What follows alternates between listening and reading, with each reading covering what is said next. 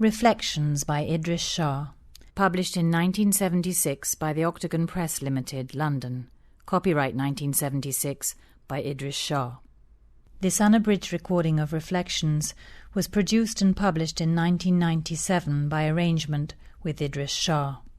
Neither this recording nor any part thereof may be reproduced or used for any purpose without prior written authority from the estate of Idries Shah. This book is read by David Wade. Reflections by Idries Shah. Forward. Once upon a time, not so very long ago, a certain building was infested by mice. The people in charge decided to kill them. One night they put down mouse-killing poison, but the next morning the poison had been eaten. "We shall change the type of poison," the people said, and they made another attempt. But this second lethal dose the mice also ate happily, and left signs that they were thriving on their new diet. It was decided to use old-fashioned, spring-operated mousetraps. These were baited with succulent cheese to tempt the poison-proof mice. But the mice refused to touch the cheese. One of the mouse-catchers now had an inspiration. He thickly coated the cheese in the traps with poison. Perhaps the mice have developed a liking for poison. It may even be doing them good, he reasoned. The new plan was put into operation late one evening. The following morning, the spring traps were full of strong and healthy mice. From this story could be extracted all kinds of morals and teachings, but it is quoted here because it is absolutely true. Do you imagine that fables exist only to amuse or to instruct and are based upon fiction? The best ones are delineations of what happens in real life, in the community, and in the individual's mental processes. The ambitious rats. Once upon a time, there were some rats. Nothing remarkable happened to them until they started to develop ambition. Their ambition took the form of wanting to be much, much bigger than they were at the time. Almost all their activities began to be directed towards this end. In the course of time, they started to breed as larger and larger rats. The first noteworthy event in their history was when men, realizing that these rats were large enough, began to hunt them for their skins. The second event was when other men realized that they could trap them and exhibit them as the biggest rats in the world. The third important event will, no doubt, be reported to you when it takes place. Dramatic. A well-developed sense of the dramatic has values beyond what people usually imagine. One of these is to realize the limitations of a sense of the dramatic. The highest principles. There was once a selfish and arrogant man. He had learned, however, that he could conceal and yet indulge his harmful proclivities by calling them something else. He affected to preach and to practice perfection, and quite easily fell into a self-deceptive cast of mind. He found fault with others, in the belief that he was trying to improve human behavior in general, and specific instances in particular. People became terrified of his criticisms, based as they manifestly were upon the highest principles of their own culture. None could fault his high morality. The society to which he belonged had no provision for cases when moralism became a disease. The only role which the community could provide for him was that of a guardian of the public ethic. His demand for nothing less than the best became such a habit with him that one day, when he became ill, he refused to be treated by any doctor who did not possess the highest possible academic and clinical qualifications. Now, he happened to be suffering from appendicitis. an ailment which can be dealt with by any ordinary practitioner. But, possessed by his own importance, irrevocably linked with his conception of the best man for the task, he started to travel from one town to another, seeking greater and greater surgical paragons. Each time he met a doctor, he feared that the man might not be good enough. Finally, as a successful operation became an immediate necessity to save his life, he found himself in a village where the only person with any knowledge of anatomy was the local butcher. He was a truly excellent butcher, but as a result of his manfully energetic, irreproachably dedicated efforts, our friend, the reputedly virtuous man for whom second best was no use at all, bled to death. Point of view. Sadi of Shiraz, in his Bostan, stated an important truth when he told this miniature tale. A man met another, who was handsome, intelligent, and elegant. He asked him who he was. The other said, "I am the devil."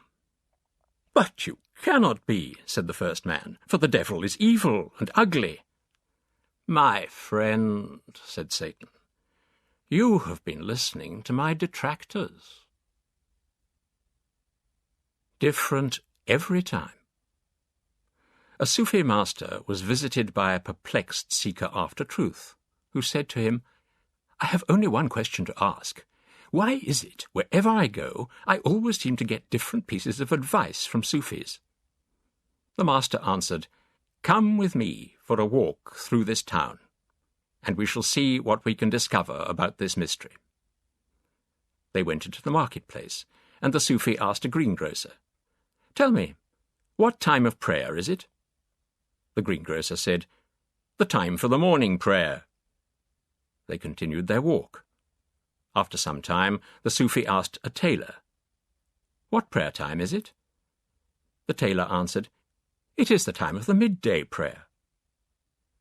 After spending more time in conversation and companionship with the seeker, the Sufi approached another man, this time a bookbinder. He asked him, "What time of prayer is it?" The man replied, "It is now the time of the afternoon prayer." The Sufi turned to his companion and said, "Do you want to continue the experiment? Or are you now satisfied that virtually the same question can elicit almost totally different answers, all of them corresponding to the current truth?" History. History is not usually what has happened. History is what some people have thought to be significant. Affection and regard. It is possible to have great affection and regard for individuals and groups of people without in any way reducing one's awareness of their currently poor capacity for understanding and preserving their heritage. The present state of ignorance about distant and former cultures is not unique to this time. Unfortunately, though, the people of our time are not employing their superior resources to retrieve and develop the remnants of wider knowledge possessed elsewhere and also at other times.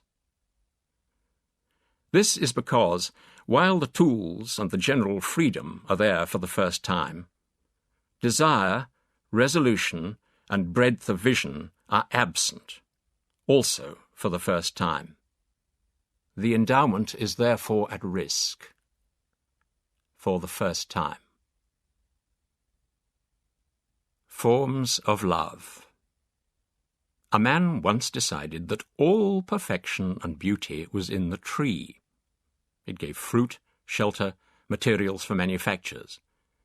It did this, too, without apparently making demands. It was there for good purposes. So he taught people that tree was good. Everyone eventually worshipped in forests and groves, and they loved trees. This preoccupation diverted most human attention for perhaps 10,000 years. These people mistook the immediate for the real. So it is with man's present ideas about love. His most sublime ideas about love, if he but knew it, can be called the lowest of the possible perceptions of real love. What I say. If you are uninterested in what I say, there's an end to it. If you like what I say, please try to understand which previous influences have made you like it. If you like some of the things I say, and dislike others, you could try to understand why. If you dislike all I say, why not try to find out what formed your attitude? The oyster. An oyster, lying open on the ocean bed, felt a loose pearl washed over it. The oyster closed its shell, and the pearl fell into a rock crevice. After tremendous effort, the oyster managed to retrieve the pearl and placed it on a leaf just beside it. This bribe may prevent the oyster-catchers from taking me, it thought, for it knew something about men who sought for pearls. When a pearl diver, however, was ultimately in the vicinity, his eyes were alert for oyster shells, not pearls lying about loose. So he took the oyster, which as it happened did not contain a pearl, and the real pearl rolled away. It has not yet been rediscovered. Drowning. To drown in treacle is just as unpleasant as to drown in mud. People today are in danger of drowning in information. But because they have been taught that information is useful, they are more willing to drown than they need be. If they could handle information, they would not have to drown at all. The lightning and the oak. The lightning said to the oak tree, "Stand aside, or take what is coming to you." Causes. As important a fact as any individual cause on earth is the virtual incapacity of the human individual to distinguish between a genuine cause and one which is foisted upon him by pressure, environment, propaganda, conditioning. If people had the sense they pretend to have, they would seek the means to make this fundamental distinction perceptible. Hardly anyone makes this effort. This is partly because it is an invisible but powerful part of their culture to teach that conditioned emotionality and causes, whose necessity, urgency, or rightness is only conditioned into them, are necessarily right. Trust. None should say, "I can trust," or "I cannot trust," until he is master of the option of trusting or not trusting. Indirect route. A man worked for many years seeking ways to become famous. Eventually, when he had amassed a great deal of money and was able to afford the services of a public relations specialist, he realized what he could have aimed for from the first. Changing sense of humor. It is encouraging that statements thought improbable enough to be quoted as humorous literary mistakes can, in under 10 years, be regarded as serious and even perceptive. This is an example of such a howler. Faith is that quality by which we believe what we should otherwise think was false. The older, the better. The intrusion of the doctrine of the older the better is a characteristic of the irrationality which must break out somewhere in people who are trying too hard to be rational. Signwriters? Why are signwriters anonymous? In order to understand this, we have to go back into history. At one time, you see, signwriters were not anonymous. People used to respect and to applaud them, and also employed their signs and posters for information and directions. But after a time, the roles of the people, the signs, and the signwriters got out of balance. "Why did you make that arrow so big?" people started to ask, and "This sign only expresses the personality of the artist. I'll not follow its content," and so on. Now, because people had become more interested in people than in things, without being able to deepen their knowledge of people, a decision had to be taken, whether the signs or the writers were more necessary or important. That is why signwriters are mostly anonymous. Now, they are getting better known again. Heat and cold. One day, heat and cold came to the conclusion that they were too far apart. Coexistence is the answer, they resolved. Both of them thought that the new arrangement was fine, and they huddled together, mutually comforting, until each heard someone say, "Isn't it strange that nothing is hot nor cold these days? The only temperature that seems to exist is warmth." So they separated, and the only warmth to be found after that was in things not yet hot or on the way to becoming cold. Inspirations. People who speak or act in an ordinary fashion are most likely to be those who have been the recipients of higher experiences. But because these do not rage around, wild-eyed, people think that they are very ordinary folk, and therefore not aware of anything unknown to the general run of man. Local and real truth.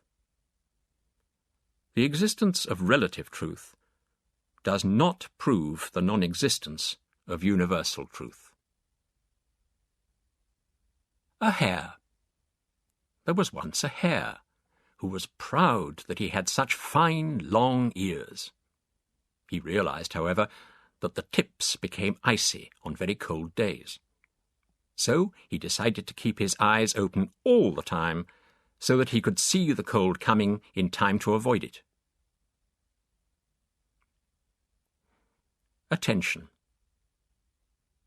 People demand attention. The right kind of attention at suitable times leads to the maintenance of a thriving individual. Ignorance of attention need leads to too much or too little intake of attention. Ignorance of the attention factor, too, leads to mistaking attention demand for something else. This something else is the social, psychological, or other ritual which people think is the essential reason for human contact. In fact, it is only one ingredient of human contact and interchange. It is a basic error to imagine that only a human being can be involved in the attention situation. Some of the most important attention situations concern real or imagined sources of attention, other than human ones. Freedom. "I always look at the alternatives," said the sheep. "I can munch, or I can bite." Generalizations are perilous.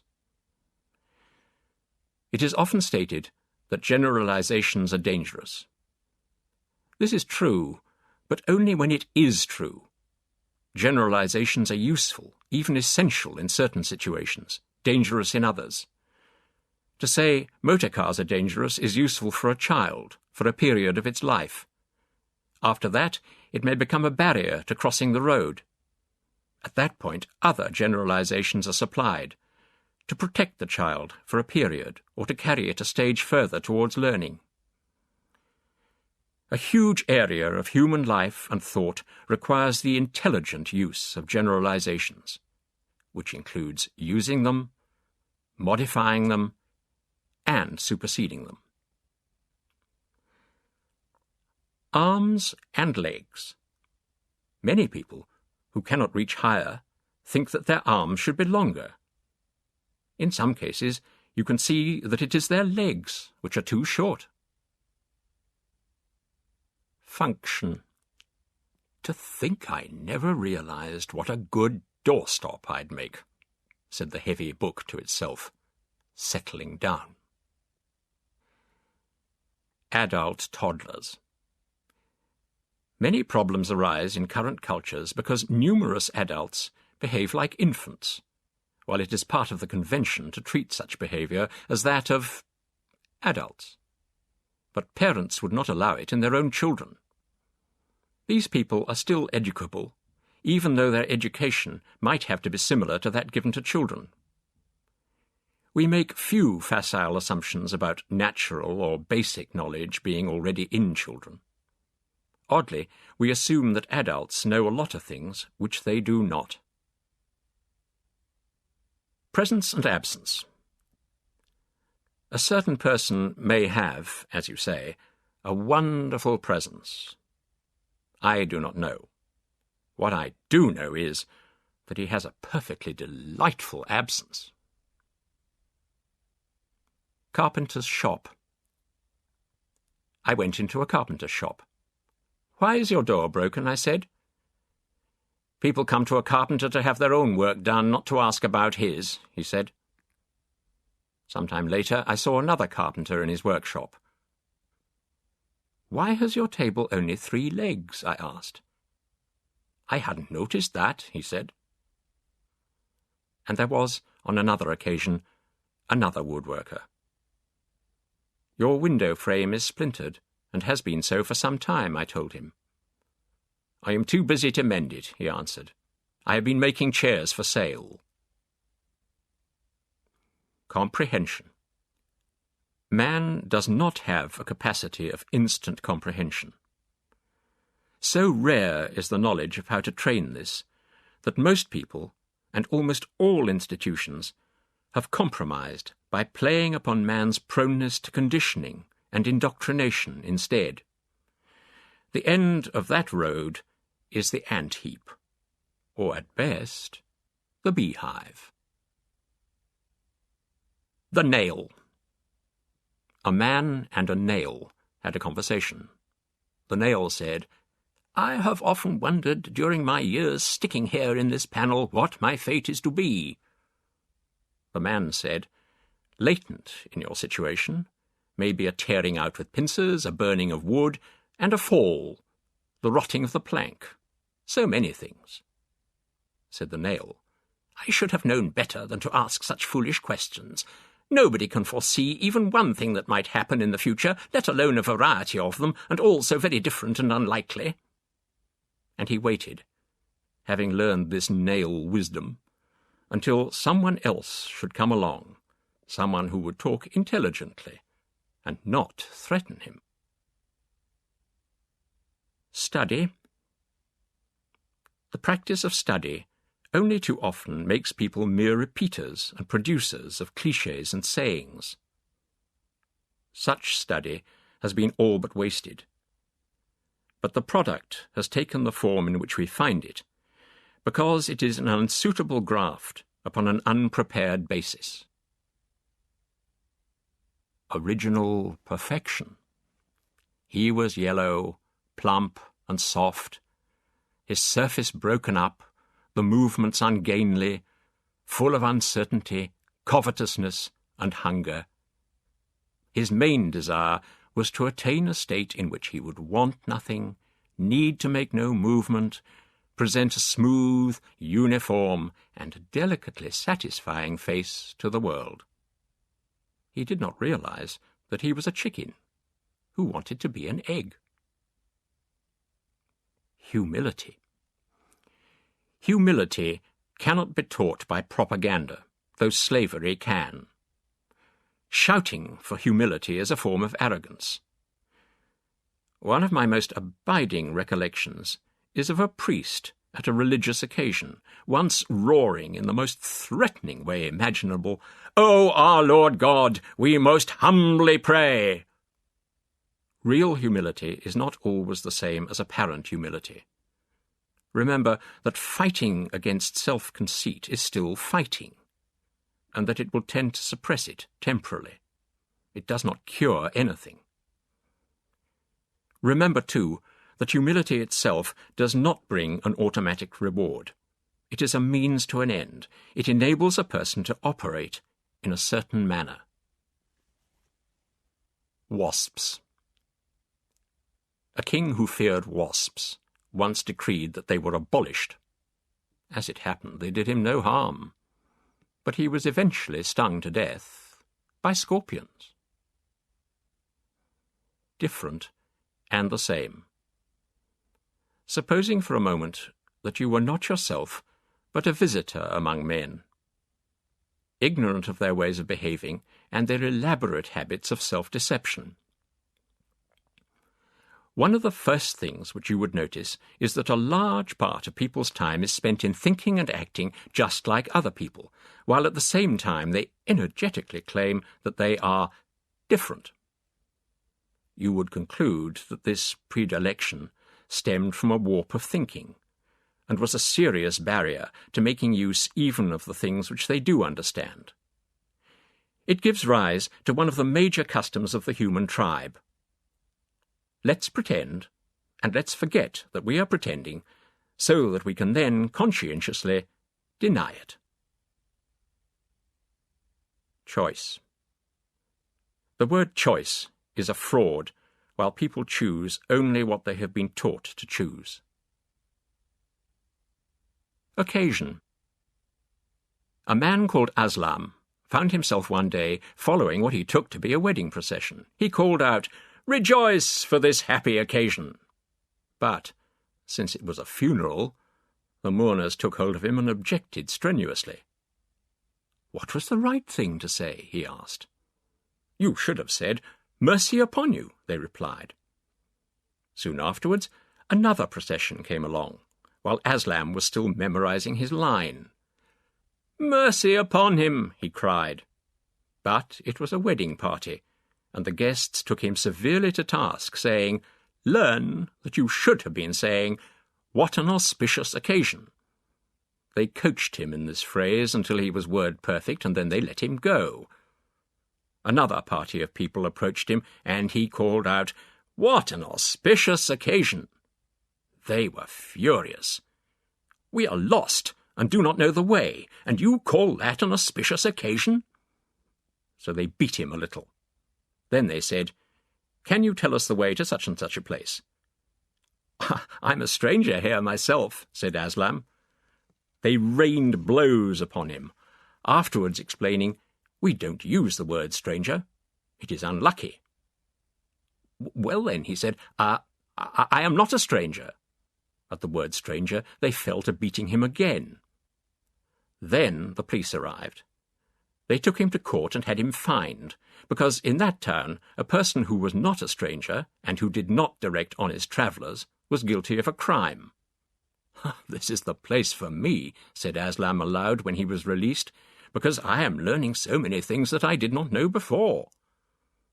But someone overheard, and he was arrested again, because, according to the traditions of that country, it was both socially and legally wrong to say, "This is the place for me." As soon as he was let out of court, Aslam exclaimed, "This is not the place for me." So they took him and imprisoned him for saying things critical of the community, or likely to cause social dissatisfaction. Subordinates. Almost every day I am reminded of Sa'di's reflection that there is no senseless tyranny like that of subordinates. The Lizard and the Spider. A lizard and a spider met. The lizard said, "What do you eat?" And the spider replied, "Flies." "So do I," said the lizard. "It seems that we are suitable companions." They set up house together. One night they were out catching flies. A cat approached. In the instant before it pounced on him, the lizard cried to the spider, "A cat is going to catch me! What shall I do?" The spider called back, "Just spin out some web and make your escape into this tiny hole where I am." While the lizard was trying to understand this, the cat caught him. Unknown. There are literally thousands of wise people unknown to the ordinary man. They teach in a manner which is not recognized as teaching by the herd. They continuously influence man. People who respond to authority figures and weird things are unable to make any contact with them. Other people lack information and preparation. Report on the planet Earth. A body of celestial beings who wanted to develop their influence upon the people of the Earth commissioned an experienced and independent investigator to provide them with a feasibility report. When he came back, he said, "Here is a complete analysis of the situation. To get through to mankind, you must promise happiness to those who are sad and threaten with distress those who are happy. They are all to be exposed to tension, anxiety, joy, and repetition. They must be induced to think, when they are hypocrites, that they are honest and straightforward. You will also sanctify self-indulgence by making people enjoy suffering, and then tell them that they are not enjoying it, because it is a punishment." "But this is terrible," exclaimed the celestial ones. "We could never do that. To turn people into automata? To manipulate them?" "Now listen," said the expert. "Do you or do you not want to extend your territory? If you plan expansion in this field, you must remember that for thousands of years your competitors have been ahead of you. They are well established there, and they are successful. In fact, there are only a very few, quite insignificant exceptions." The Demon and the Wise Man. A demon was sitting outside the house of a wise man one day when a seeker after truth came to the door. "Aha!" thought the devil, "I must dust off my temptations." So he prepared all kinds of snares and transmitted them into the disciple's mind. He conjured up pictures of fame and prosperity, of dignity and honour, of power and pleasures. But the devout one, through his many years' study and discipline, had acquired defences against all these things, and he fought them down as soon as ever they entered his head. Then he went into the presence of the master. The demon crept invisibly into the room and watched. The seeker after truth first noticed that the teacher was seated on the floor, and his heart warmed to him. "This is indeed a humble man," he thought. Then he realized that the sage was taking no notice of him at all.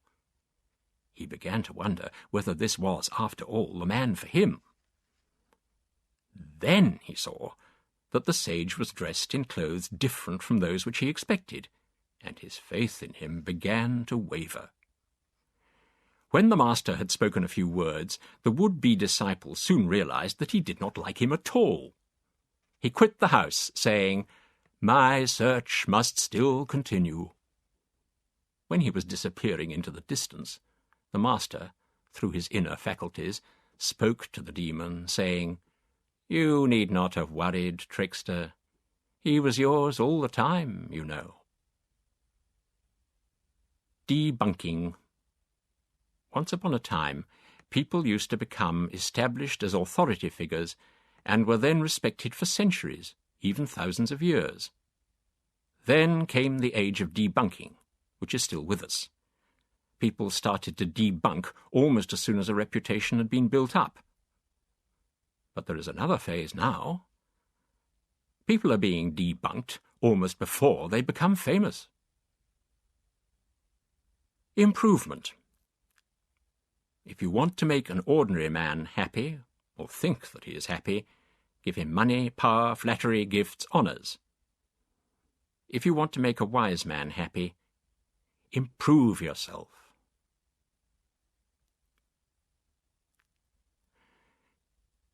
The two demons.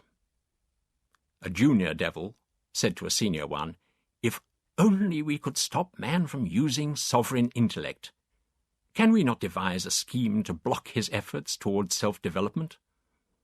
The elder answered, "My child, it has been done already. Man was eons ago convinced that he possesses choice and sovereign intellect as some sort of gift. He has long since, and with only a few insignificant exceptions, ceased to listen to anyone who says that he has a real intellect waiting to be developed. Contraries. Try to remember, as a corrective against automatic assumptions, the story of the wise dervish and the mother. A woman was carrying her baby down a hill when she saw what looked like a reverend dervish, and she asked him to bless her child. He immediately started to curse it. This made her weep bitterly and regard the man as utterly evil.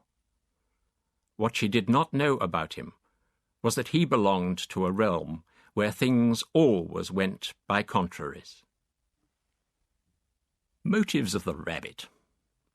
A fox was running through a glade when he saw a rabbit bolting into a burrow. As the rabbit sat there quivering, the fox went up to the entrance to the hole. He said, "Are you afraid?" "Not afraid in the usual sense," said the rabbit, "but I am meditating upon the evils of creatures and my own shortcomings, my sins and my need to do good." He went on like this for quite a time, for he had indeed convinced himself by now that some higher power had affected him. The fox, thoroughly bored, padded off on his way. And the rabbit? He became the founding father of the rabbit divines, who spent their time alternately frightening themselves individually and each other collectively. Reading a book. People say that they want to learn, but if they don't know how, and don't want to learn how, nobody can do much more than inform them of the facts. Remember the man who, told to read a book, said, "No, I tried that once and it didn't work." Goat leader. Some goats at pasture saw a lion in the distance. A few of them were alarmed and ran to the leader of the herd for his help and interpretation. The lion came nearer, looked at the goats, and roared. "No need to worry," said the goat leader, "and I can prove it. See what an ugly colour his fur is, and as for his bleat, you can tell by that he'll never amount to anything." Broth and cooks. A man told me how much time and effort he had spent going from one guru to another. "Too many cooks, I suppose you'll tell me, spoil the broth," he said. He thought I was a guru of the kind which is most publicly plentiful. Among this plentitude of gurus, they often take me for one of their number too. The consequence of being the reluctant recipient of numerous guru confidences is that I have realized that the reverse of the proverb is only too tragically true. It may confidently be enunciated that too many broths spoil the cooks. Trapped rat. A rat became trapped in a natural rocky labyrinth one day. The passages were so winding and confused, and the entrances so few and so small, that this rat, as the time passed, became more and more frenzied, thinner, fierce, and obsessed by the need to attack whatever it was that he imagined had projected him into this fate. It so happened that at the very moment when he was thin enough to get through an aperture to freedom, a dog was terrorizing the whole rat community just outside. When the trapped rat appeared, he took one look at this dog, and in front of the assembled rats leapt upon it and sunk his teeth into its jugular vein. He was, of course, unanimously elected greatest rat of all time. Now, this rat was a hero. Does this mean that real heroes do not exist, that all is accident? No. But it does mean that when rats are trapped, they will try and will believe anything. I contemplate much less the "I shall progress" than the "I stand in my way." The rich man who was a beggar. Once upon a time, and this is a true story, there was a rich man. He had inherited vast wealth. Putting it all away and retaining just enough for the journey, he travelled to a country where he was not known, to see whether, if he had not been born rich, he would have been able to make his fortune. After many vicissitudes, this man amassed great riches and proved to himself that he had indeed the talent to make money.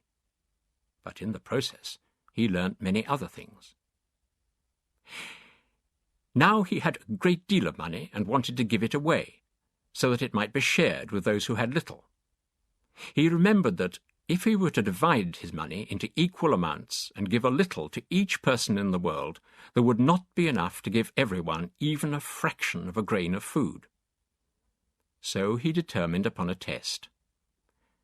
"I will give to those whom I meet, who are themselves generous," he thought. Dressing himself as a beggar, he went to various countries where he was not known. He made friends with people and asked them for loans. He begged from door to door in some places. He took menial jobs and worked in them for a while. And all the time he was making notes of the people who were generous, the people who did not take advantage of his supposed poverty. He spent 20 years in this quest. At the end of this time, he returned to the place where his treasure was concealed, and repaid 1,000-fold everyone who had been good to him. Those who had refused him, he left to their inevitable end. The Philosopher. I am thankful that the very bigotry of some academics is of value to the cause of sanity, whether they realize it or not. A certain illustrious philosopher, evidently frustrated by my answers to his questions, once roared at me, in the presence of some 60 other people who had up to that moment respected him as an objective person, "Who do you think you are? One of your books is longer than the New Testament." Thinking that one knows. People who think that they know all are often insufferable, rather like those who imagine that they know nothing. The Intelligent Man. A child, full of promise, was so intelligent that his parents and his teachers encouraged him to take an equal interest in anything which caught his eye, whenever he showed that he was attracted to it. Years later, having tried 100 different arts and all the customary roads to success, he was penniless and miserable and decided to take a job. He found himself in the office of a millionaire, whom he soon saw was fairly stupid and capable of understanding only one idea at a time. "You can have the job," said the millionaire.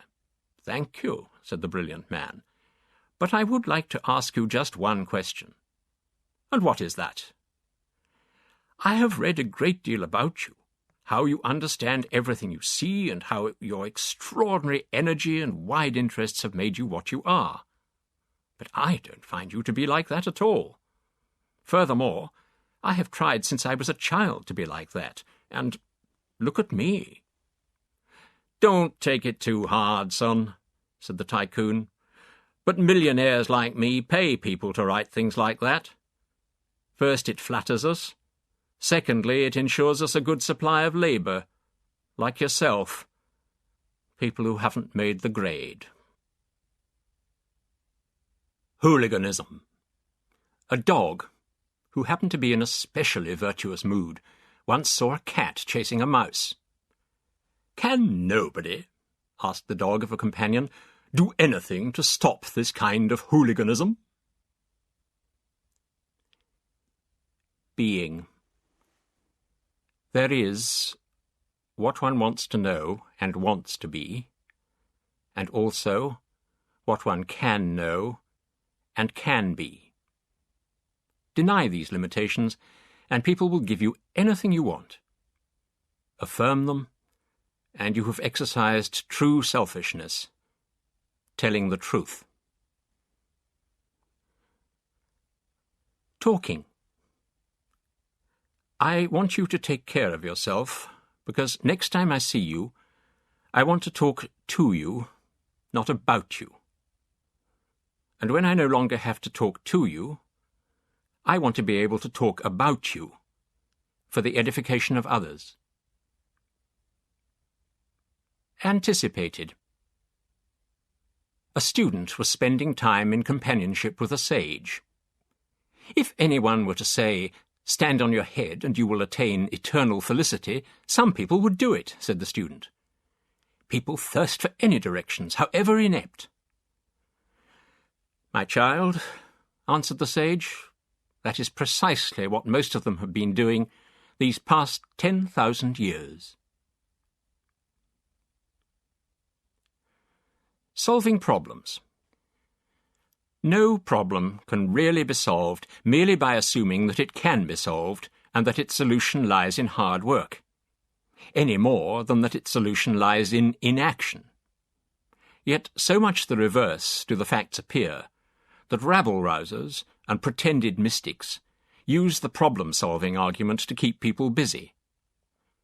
Solutions come through knowledge, so much so that where there is real knowledge, there is no real problem. Virtue. If your own vice happens to be the search for virtue, recognize that it is so. The cheese.